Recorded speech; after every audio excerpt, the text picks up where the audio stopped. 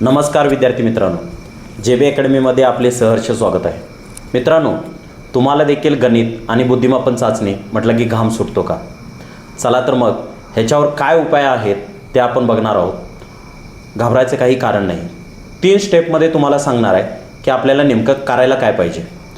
तर पहिला मुद्दा जो आहे तर तो सर्वात प्रथम तुम्ही वर्ग, पाढे आणि घन पाठ करायला पाहिजे। कारण काय होतं, गणिताचा पाया म्हटला की सर्वात आधी येतो तो म्हणजे पाढे। ज्याला पाढे पाठ आहेत त्याला गणित अजून जास्त स्पीडमध्ये सोडवता येईल किंवा करता येईल, त्यामुळे तुमचा वेळ वाचणार आहे।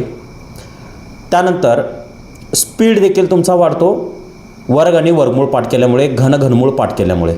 मग कुठपर्यंत पाठ करायचे तर पाढे 30 पर्यंत पाठ असायला हवेत आणि वर्ग संख्या ज्या आहेत ते किमान 20 पर्यंत आणि घन संख्या आहेत किमान 15 पर्यंत पाठ असायला पाहिजे। दुसरा मुद्दा, दररोज 1 तास गणित आणि बुद्धिमापन चाचणीचा सराव असायला पाहिजे।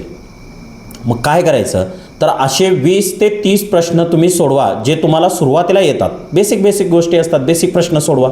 हळूहळू तुमचा त्याच्यामध्ये हातखंडा तयार होतो आणि तुम्हाला ते जास्तीत जास्त गणित हा आणि बुद्धिमापन चाचणी विषय आवडायला सुरुवात होते। मित्रांनो, तिसरा जो पॉईंट आहे तो आज जो बघणार आहे, कॉल टू ॲक्शन म्हणू आपण त्याला। म्हणजे 35 ते 45 मिनिट सेकंदामध्ये गणिताचा कोणता टॉपिक तुम्हाला अवघड जातो तो तुम्हाला करायचा आहे। शॉर्टकट ट्रिकच्या मागे लागायचं नाही आहे, सगळ्यात महत्त्वाचा मुद्दा। कारण बेसिक संकल्पना जे कन्सेप्ट आहेत तुमचे ते कवर होणं गरजेचं आहे। त्या जर नाही झाल्या तर तुमचा पाया कधीच भक्कम होणार नाही आणि तुम्हाला कायमस्वरूपी गणित हा विषय अवघडच वाटणार आहे।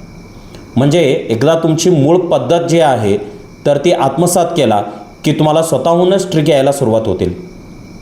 चला तर मग मित्रांनो, आपण इथंच थांबणार आहोत।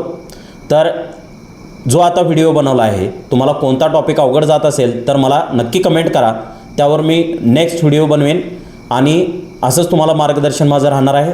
आपण इथंच थांबूया। धन्यवाद।